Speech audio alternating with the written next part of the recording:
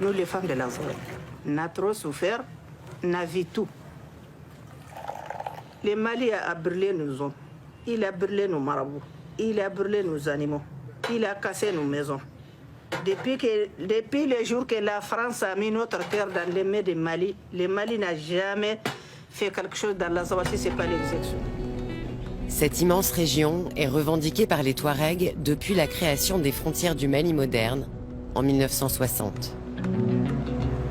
Les Touaregs appellent Azawad l'espace qui s'étend du fleuve Niger jusqu'à la frontière algérienne. En 2012, ils en ont proclamé l'indépendance. Les Touaregs vivaient d'élevage et de commerce. Après les grandes sécheresses des années 1970 et 80, beaucoup ont émigré dans les pays voisins. Ceux qui sont restés survivent par la débrouille, tournés vers l'Algérie dont ils consomment les produits arrivés en fraude. La ville est le symbole et le berceau des rébellions touaregs qui ont toujours contesté l'autorité du gouvernement central. La répression exercée par l'armée malienne a laissé des souvenirs cuisants dans presque toutes les familles. Le Mali a brûlé nos hommes, il a brûlé nos marabouts, il a brûlé nos animaux, il a cassé nos maisons. Il n'y a pas de développement, il n'y a que des militaires.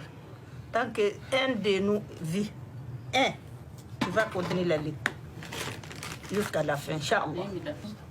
Parce que, entre nous et le Mali, c'est tellement long. C'est pas le même monde, c'est pas la même culture, c'est pas même la terre, c'est pas la même terre. Est-ce qu'il y a une université dans le Nord? Est-ce qu'il y a un seul vrai aéroport dans le Nord? Un hôpital? 1 kilomètre de route dans le Nord? Où est le développement? On parle toujours de services de base, mais on n'en est pas encore au développement. La région de l'Azawad est très riche. Il y a de l'or que les gens exploitent de manière artisanale, de l'uranium, du pétrole. Il y a tout. Il y a de l'eau. Mais malheureusement, toujours rien en termes de développement. Après 60 ans d'indépendance du Mali. Les mouvements indépendantistes ont paré au besoin le plus pressé, la sécurité. Avec leurs moyens, ils ont créé un embryon de police et de justice. Aujourd'hui, nous vivons des temps très difficiles. Il faut donner aux forces de l'Azawad leur rôle dans la sécurité, avec leur population. Elles ne sont pas soutenues par l'État du Mali, ni par les Nations Unies, ni la communauté internationale. Personne parmi eux ne soutient nos actions dans la région. Nous devons les convaincre, leur faire comprendre que notre stabilité, c'est leur stabilité. Cette force armée touareg a un ennemi pressant, l'État islamique, qui bâtit son califat en massacrant les populations touareg locales. Née d'une scission d'Al-Qaïda, l'organisation a prospéré, elle aussi, sur les conflits locaux.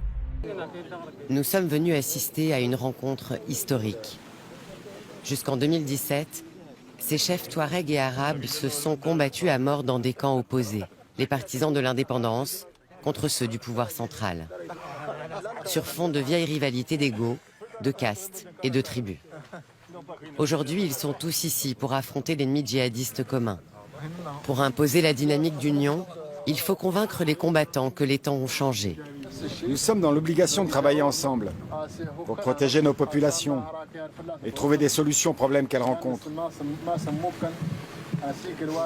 Tous les mouvements doivent fournir des efforts pour protéger les populations, où qu'elles se trouvent. Il faut convaincre les indécis de nous rejoindre.